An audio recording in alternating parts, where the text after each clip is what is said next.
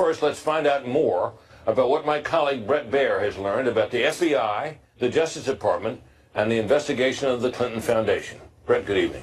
Hey, Brett. Bring me up to date. Well, first of all, just ran right over from the studio. Appreciate that. Yeah, well. Here's the deal. We talked to two separate sources with intimate knowledge of what's going on with these FBI investigations. A couple of things. One, the Clinton Foundation investigation is far more expansive than anybody has reported, I think, so far. Yeah, because remember, Comey last July basically wouldn't comment on it, and we kind of believed for a long time that there wasn't much of a Clinton. Right, and that was basically about Washington's influence in that. Several offices separately were doing their own investigations. That's one. Two, remember the immunity deal that supposedly Cheryl Mills and Heather Samuelson, two top aides for Hillary Clinton, got from the Justice Department, in which it was believed that the laptops that they had, after a narrow review for classification emails, were going to be destroyed by the FBI. We have been told that those definitively have not been destroyed. They are at the FBI field office here in Washington and are being exploited. Three, the Clinton Foundation investigation is so expansive, they have interviewed and re-interviewed many people. They describe the evidence that they have as, quote, a lot of it, and there is an avalanche coming every day with WikiLeaks and the new emails. They are, quote, actively and aggressively pursuing this case. Remember, the Foundation case is about the pay for play, the allegations of Secretary Clinton. Yeah, people made contributions to the Clinton Foundation, and because of that, they were able to extract attention, at least, and not, if not more, from the State Department. If I have that right? Exactly. So they are taking the new information, and some of them are going back to interview people for the third time. As opposed to what has been written about the Clinton Foundation investigation, it is expansive. The classified investigation is being run by the National Security Division of the FBI. They are currently, as Catherine Herridge has reported, combing through Anthony Weiner's laptop, and they are having some success, in other words, finding what they believe to be new emails, not duplicates, that have been transported, if you will, emailed through the server, right. Hillary Clinton's server.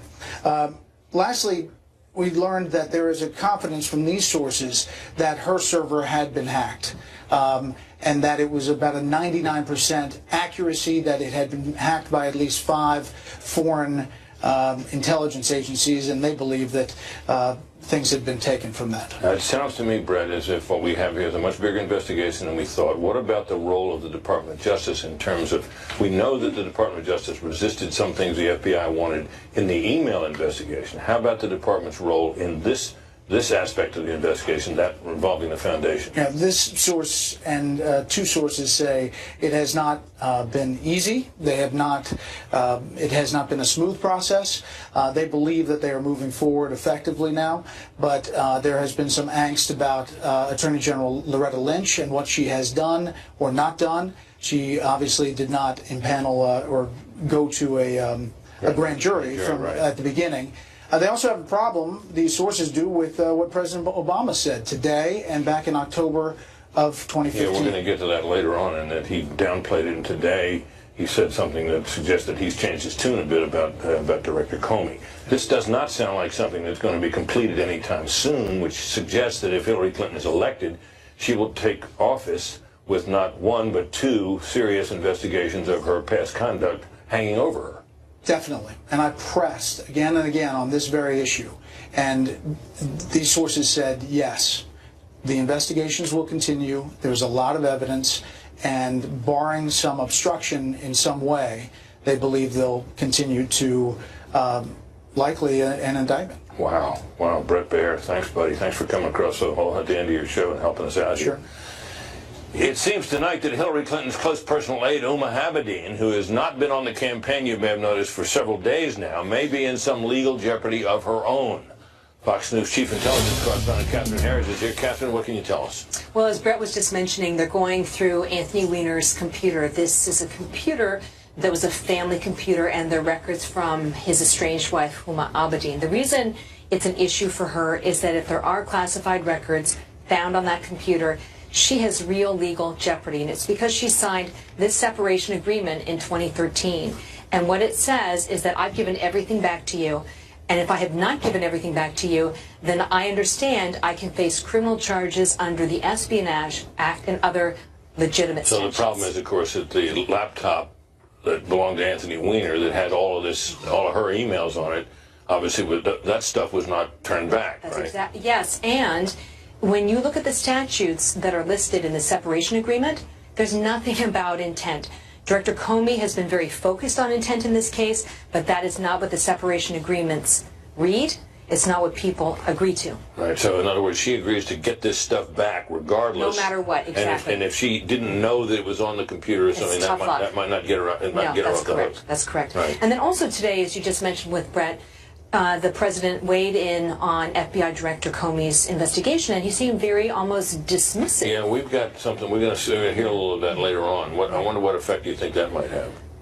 I think the point that's been missing in this discussion is that President Obama, with all due respect, really has a horse in this race and has a vested interest in the outcome. He was using an alias, a personal account to communicate with Hillary Clinton on her personal server. Right. Yes, correct.